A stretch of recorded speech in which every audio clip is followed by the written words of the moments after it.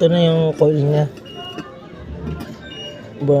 Coil burn, nasunog siya.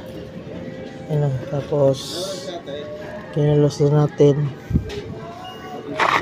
Magdi-data tayo. Bibilang natin 1, 2, ito 1, 2, 3, 4, 5, 6, 7, 8, 9, 10, 11, 12, 13, 14, 15, 16, 17, 18, 19, 20, 21, 22, 23, 24, 25, 6, 27, 28, 29, 30, 31, 32, 33, 34, 35, 36, 36 slots.